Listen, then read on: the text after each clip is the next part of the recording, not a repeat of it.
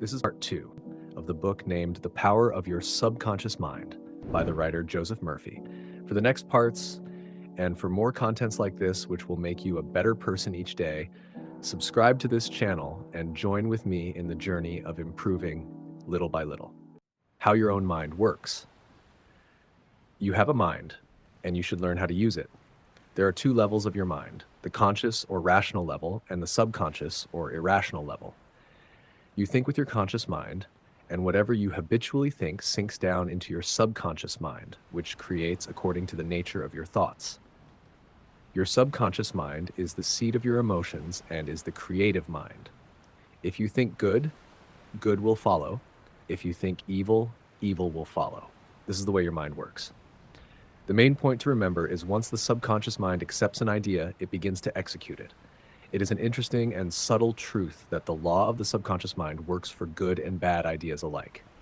This law, when applied in a negative way, is the cause of failure, frustration, and unhappiness. However, when your habitual thinking is harmonious and constructive, you experience perfect health, success, and prosperity. Peace of mind and a healthy body are inevitable when you begin to think and feel in the right way. Whatever you claim mentally and feel as true, your subconscious mind will accept and bring forth into your experience. The only thing necessary for you to do is to get your subconscious mind to accept your idea, and the law of your own subconscious mind will bring forth the health, peace, or the position you desire. You give the command or decree, and your subconscious will faithfully reproduce the idea impressed upon it. The law of your mind is this. You will get a reaction or response from your subconscious mind according to the nature of the thought or idea you hold in your conscious mind. Psychologists and psychiatrists point out that when thoughts are conveyed to your subconscious mind, impressions are made in the brain cells. As soon as your subconscious accepts any idea, it proceeds to put it into effect immediately. It works by association of ideas and uses every bit of knowledge that you have gathered in your lifetime to bring about its purpose. It draws on the infinite power, energy, and wisdom within you. It lines up all the laws of nature to get its way. Sometimes it seems to bring about an immediate solution to your difficulties, but at other times it may take days, weeks, or longer. Its ways are past finding out. Conscious and subconscious terms differentiated. You must remember that these are not 2 minds. They are merely 2 spheres of activity within one mind. Your conscious mind is the reasoning mind. It is that phase of mind which chooses. For example, you choose your books, your home, and your partner in life. You make all your decisions with your conscious mind. On the other hand, without any conscious choice on your part, your heart is kept functioning automatically, and the process of digestion, circulation, and breathing are carried on by your subconscious mind through processes independent of your conscious control. Your subconscious mind accepts what is impressed upon it or what you consciously believe. It does not reason things out like your conscious mind, and it does not argue with you controversially. Your subconscious mind is like the soil which accepts any kind of seed, good or bad. Your thoughts are active and might be likened unto seeds. Negative, destructive thoughts continue to work negatively in your subconscious mind, and in due time will come forth into outer experience which corresponds with them. Remember, your subconscious mind does not engage in proving whether your thoughts are good or bad, true or false, but it responds according to the nature of your thoughts or suggestions. For example, if you consciously assume something as true, even though it may be false, your subconscious mind will accept it as true and proceed to bring about results which must necessarily follow because you consciously assumed it to be true. Experiments by psychologists. Innumerable experiments by psychologists and others on persons in the hypnotic state have shown that the subconscious mind is incapable of making selections and comparisons which are necessary for a reasoning process. They have shown repeatedly that your subconscious mind will accept any suggestions, however false. Having once accepted any suggestion, it responds according to the nature of the suggestion given. To illustrate the amenability of your subconscious mind to suggestion, if a practiced hypnotist suggests to one of his subjects that he is Napoleon Bonaparte, or even a cat or a dog, he will act out the part with inimitable accuracy. His personality becomes changed for the time being. He believes himself to be whatever the operator tells him he is. A skilled hypnotist may suggest to one of his students in the hypnotic state that his back itches, to another that his nose is bleeding, to another that he is a marble statue, to another that he is freezing and the temperature is below zero. Each one will follow out the line of his particular suggestion, totally oblivious to all his surroundings which do not pertain to his idea. These simple illustrations portray clearly the difference between your conscious reasoning mind and your subconscious mind, which is impersonal, non-selective, and accepts as true whatever your conscious mind believes to be true. Hence, the importance of selecting thoughts, ideas, and premises which bless, heal, inspire, and fill your soul with joy. The terms objective and subjective mind clarified. Your conscious mind is sometimes referred to as your objective mind, because it deals with outward objects. The objective mind takes cognizance of the objective world. Its media of observation are your 5 physical senses. Your objective mind is your guide and director in your contact with your environment. You gain knowledge through your 5 senses. Your objective mind learns through observation, experience, and education. As previously pointed out, the greatest function of the objective mind is that of reasoning. Suppose you are one of the thousands of tourists who come to Los Angeles annually. You would come to the conclusion that it is a beautiful city based upon your observation of the parks, pretty gardens, majestic buildings, and lovely homes. This is the working of your objective mind. Your subconscious mind is oftentimes referred to as your subjective mind. Your subjective mind takes cognizance of its environment by means independent of the 5 senses. Your subjective mind perceives by intuition. It is the seat of your emotion and the storehouse of memory. Your subjective mind performs its highest functions when your objective senses are in abeyance. In a word, it is that intelligence which makes itself manifest when the objective mind is suspended or in a sleepy, drowsy state. Your subjective mind sees without the use of the natural organs of vision. It has the capacity of clairvoyance and clairaudience. Your subjective mind can leave your body, travel to distant lands, and bring back information oftentimes of the most exact and truthful character. Through your subjective mind, you can read the thoughts of others, read the contents of sealed envelopes and closed safes. Your subjective mind has the ability to apprehend the thoughts of others without the use of the ordinary objective means of communication. It is of the greatest importance that we understand the interaction of the objective and subjective mind in order to learn the true art of prayer. The subconscious cannot reason like your conscious mind. Your subconscious mind cannot argue controversially. Hence, if you give it wrong suggestions, it will accept them as true and will proceed to bring them to pass as conditions, experiences, and events. All things that have happened to you are based on thoughts impressed on your subconscious mind through belief. If you have conveyed erroneous concepts to your subconscious mind, the sure method of overcoming them is by the repetition of constructive, harmonious thoughts, frequently repeated, which your subconscious mind accepts, thus forming new and healthy habits of thought and life. For your subconscious mind is the seat of habit. The habitual thinking of your conscious mind establishes deep grooves in your subconscious mind. This is very favorable for you if your habitual thoughts are harmonious, peaceful, and constructive. If you have indulged in fear, worry, and other destructive forms of thinking, the remedy is to recognize the omnipotence of your subconscious mind and decree freedom, happiness, and perfect health.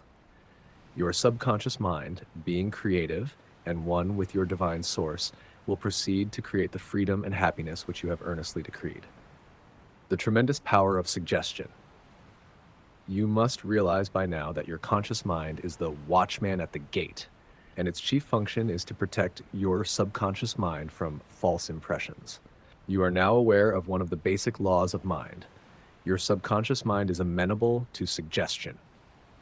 As you know, your subconscious mind does not make comparisons or contrasts, neither does it reason and think things out for itself.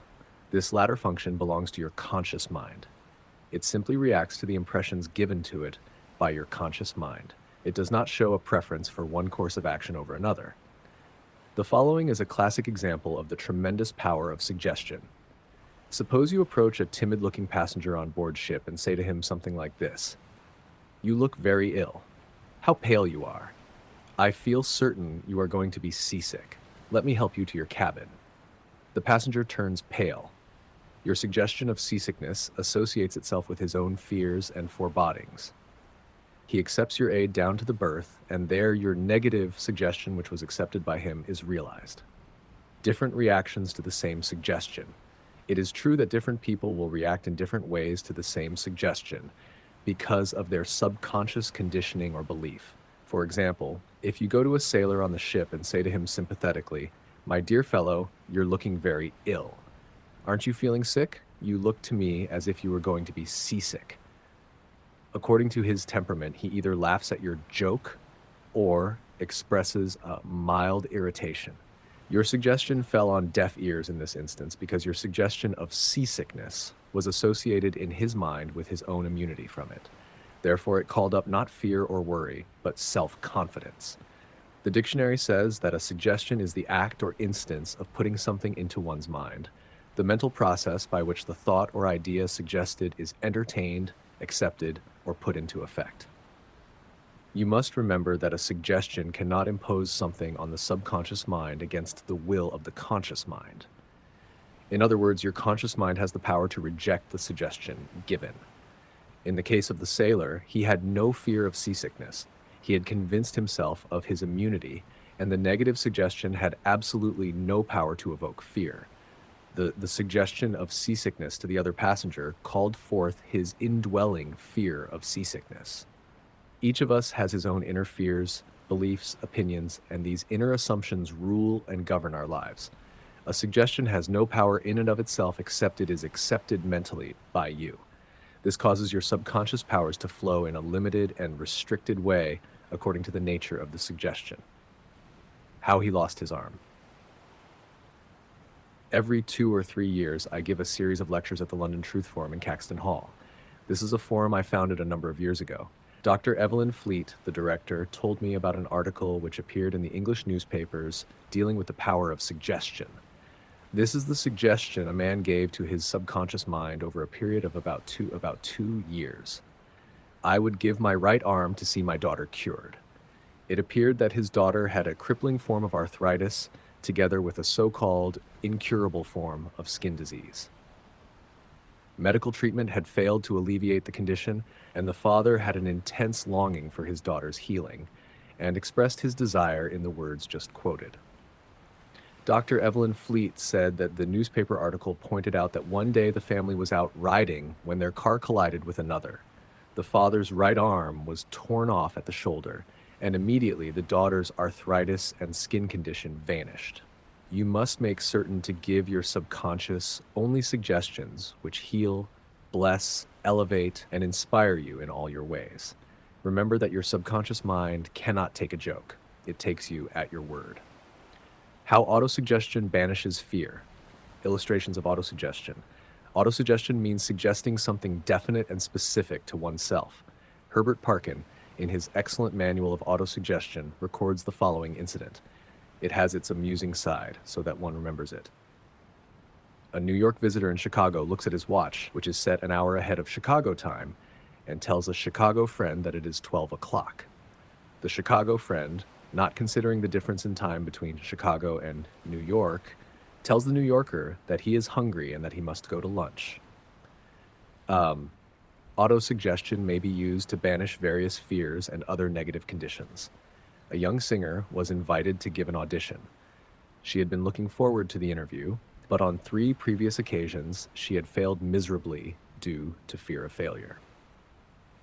This young lady had a very good voice, but she had been saying to herself, "When the time comes for me to sing, maybe they won't like me. I will try, but I'm full of fear and anxiety." Her subconscious mind accepted these negative autosuggestions as a request and proceeded to manifest them and bring them into her experience. The cause was an involuntary autosuggestion, i.e., silent fear thoughts emotionalized and subjectified. She overcame it by the following technique. 3 times a day, she isolated herself in a room. She sat down comfortably in an armchair, relaxed her body, and closed her eyes. She stilled her mind and body as best she could. Physical inertia favors mental passivity and renders the mind more receptive to suggestion. She counteracted the fear suggestion by saying to herself, I sing beautifully. I am poised, serene, confident, and calm. She repeated this statement slowly, quietly, and with feeling from 5 to 10 times at each sitting. She had 3 such sittings every day and one immediately prior to sleep. At the end of a week, she was completely poised and confident. When the invitation to audition came, she gave a remarkable, wonderful audition. How she restored her memory. A woman aged 75 was in the habit of saying to herself, I am losing my memory. She reversed the procedure and practiced induced autosuggestion several times a day as follows. My memory from today on is improving in every department. I shall always remember whatever I need to know at every moment of time and point of space. The impressions received will be clearer and more definite. I shall retain them automatically and with ease. Whatever I wish to recall will immediately present itself in the correct form in my mind. I am improving rapidly every day, and very soon my memory will be better than it has ever been before. At the end of 3 weeks, her memory was back to normal, and she was delighted. How he overcame a nasty temper. Many men who complained of irritability and bad temper proved to be very susceptible to autosuggestion and obtained marvelous results by using the following statements 3 or 4 times a day, morning, noon, and at night, prior to sleep for about a month. Henceforth, I shall grow more good-humored. Joy, happiness, and cheerfulness are now becoming my normal states of mind. Every day I am becoming more and more lovable and understanding. I am now becoming the center of cheer and goodwill to all those about me, infecting them with good humor. This happy, joyous, and cheerful mood is now becoming my normal, natural state of mind. I am grateful. The constructive and destructive power of suggestion. Some illustrations and comments on heterosuggestion. Heterosuggestion means suggestions from another person. In all ages, the power of suggestion has played a part in the life and thought of man in every period of time and in each country of the earth. In many parts of the world, it is the controlling power in religion. Suggestion may be used to discipline and control ourselves, but it can also be used to take control and command over others who do not know the laws of mind. In its constructive form, it is wonderful and magnificent. In its negative aspects, it is one of the most destructive of all the response patterns of the mind, resulting in patterns of misery, failure, suffering, sickness, and disaster. Have you accepted any of these? From infancy on, the majority of us have been given many negative suggestions. Not knowing how to thwart them, we unconsciously accepted them. Here are some of the negative suggestions. You can't. You'll never amount to anything. You mustn't.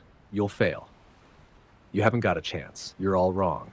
If it's no use, it's not what you know, but who you know. The world is going to the dogs. What's the use? Nobody cares. It's no use trying so hard.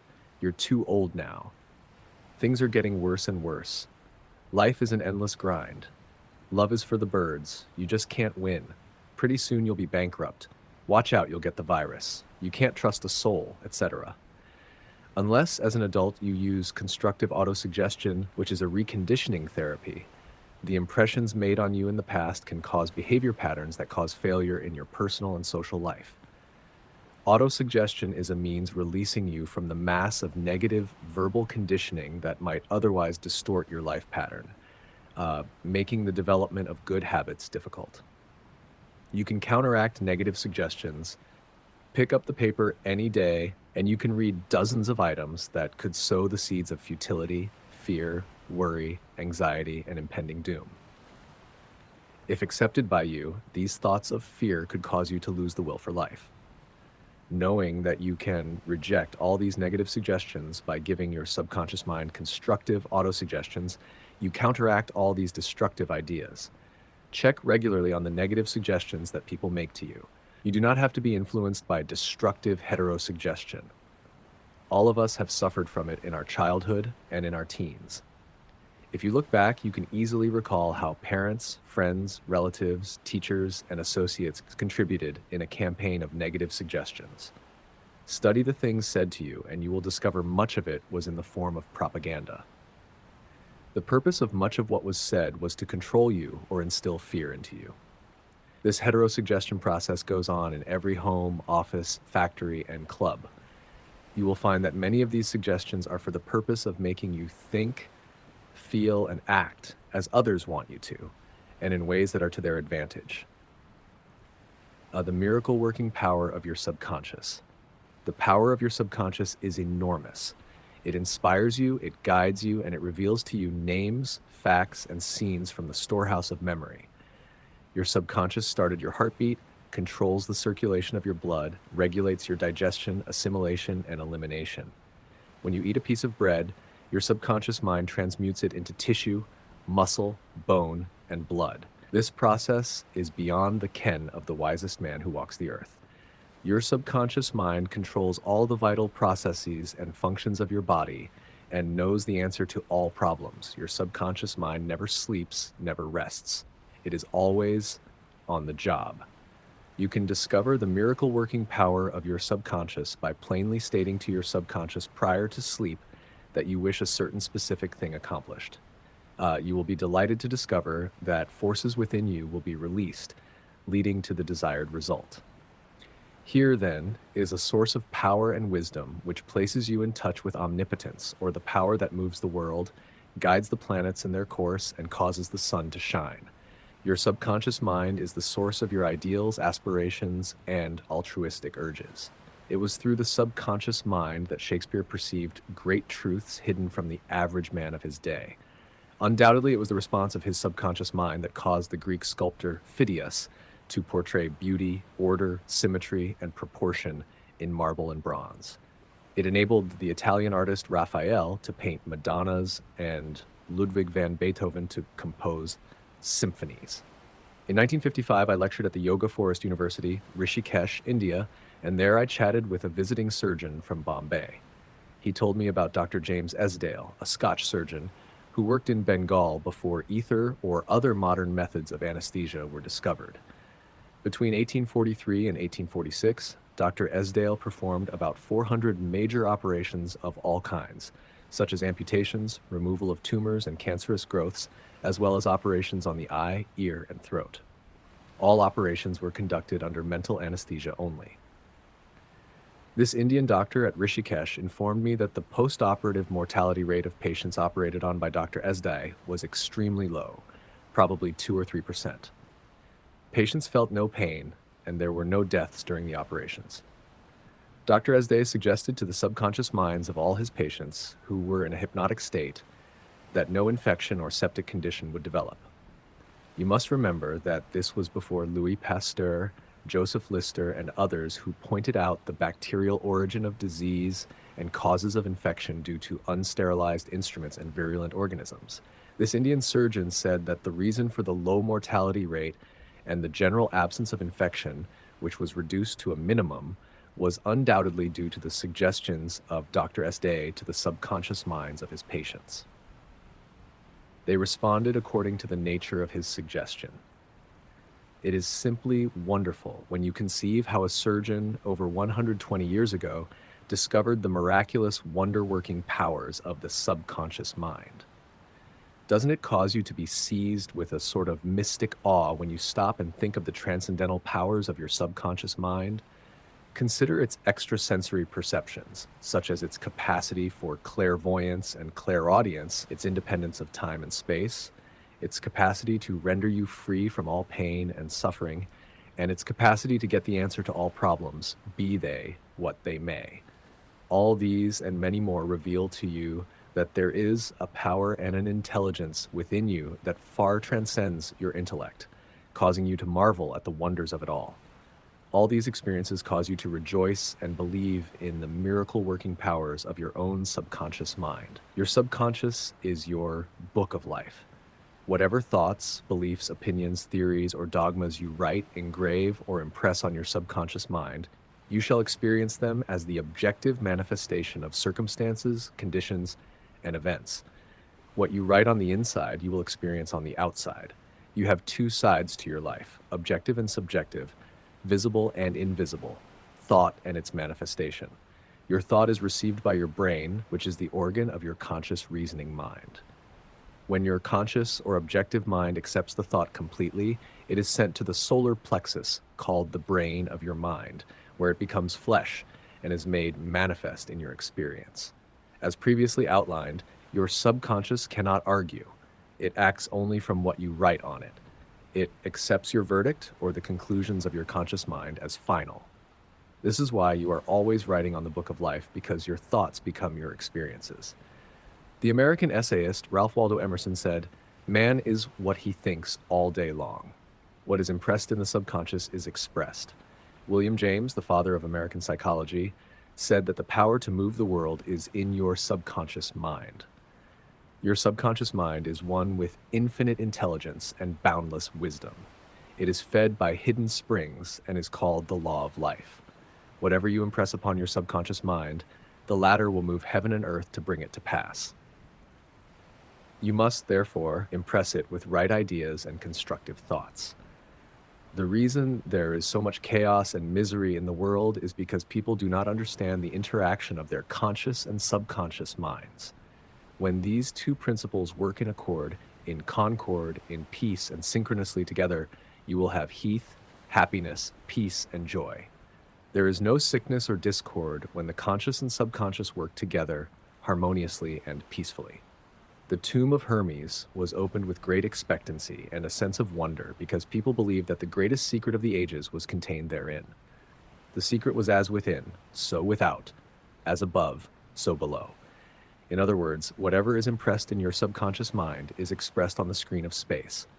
This same truth was proclaimed by Moses, Isaiah, Jesus, Buddha, Zoroaster, Lao Tzu, and all the illumined seers of the ages. Whatever you feel as true subjectively is expressed as conditions, experiences, and events. Motion and emotion must balance. As in heaven, your own mind, so on earth, in your body and environment. This is the great law of life. You will find throughout all nature the law of action and reaction, of rest and motion. These two must balance. Then there will be harmony and equilibrium. You are here to let the life principle flow through you, rhythmically and harmoniously. The intake and the outgo must be equal. The impression and the expression must be equal. All your frustration is due to unfulfilled desire. If you think negatively, destructively, and viciously, these thoughts generate destructive emotions, which must be expressed and find an outlet. These emotions, being of a negative nature, are frequently expressed as ulcers, heart trouble, tension, and anxieties. What is your idea or feeling about yourself now? Every part of your being expresses that idea. Your vitality, body, financial status, friends, and social status represent a perfect reflection of the idea you have of yourself. This is the real meaning of what is impressed in your subconscious mind, and which is expressed in all phases of your life. We injure ourselves by the negative ideas which we entertain. How often have you wounded yourself by getting angry, fearful, jealous, or vengeful? These are the poisons that enter your subconscious mind. You were not born with these negative attitudes. Feed your subconscious mind life-giving thoughts, and you will wipe out all the negative patterns lodged therein. As you continue to do this, all the past will be wiped out and remembered no more. The subconscious heals a malignancy of the skin. A personal healing will ever be the most convincing evidence of the healing power of the subconscious mind. Over 40 years ago, I resolved a malignancy of the skin through prayer. Medical therapy had failed to check the growth, and it was getting progressively worse. A clergyman with a deep psychological knowledge explained to me the inner meaning of the 139th Psalm, wherein it says, "In thy book all my members were written, which in continuance were fashioned, when as yet there was none of them." He explained that the term book meant my subconscious mind, which fashioned and molded all my organs from an invisible cell. He also pointed out that inasmuch as my subconscious mind made my body, it could also recreate it and heal it according to the perfect pattern within it. This clergyman showed me his watch and said, "This had a maker, and the watchmaker had to have the idea first in mind before the watch became an objective reality. And if the watch was out of order, the watchmaker could fix it." My friend reminded me that the subconscious intelligence which created my body was like a watchmaker, and it also knew exactly how to heal, restore, and direct all the vital functions and processes of my body, but that I had to give it the perfect idea of health. This would act as cause, and the effect would be a healing. I prayed in a very simple way as follows. My body and all its organs were created by the infinite intelligence in my subconscious mind. It knows how to heal me. Its wisdom fashioned all my organs, tissues, muscles, and bones. This infinite healing presence within me is now transforming every atom of my being, making me whole and perfect now. I give thanks for the healing I know is taking place now. Wonderful are the works of the creative intelligence within me. I prayed aloud for about 5 minutes, 2 or 3 times a day, repeating the above simple prayer. In about 3 months, my skin was whole and perfect. As you can see, all I did was give life-giving patterns of wholeness, beauty, and perfection to my subconscious mind, thereby obliterating the negative images and patterns of thought lodged in my subconscious mind, which were the cause of all my trouble. Nothing appears on your body except when the mental equivalent is first in your mind. And as you change your mind by drenching it with incessant affirmatives, you change your body. This is the basis of all healing. Marvelous are thy works, and that my soul knoweth right well.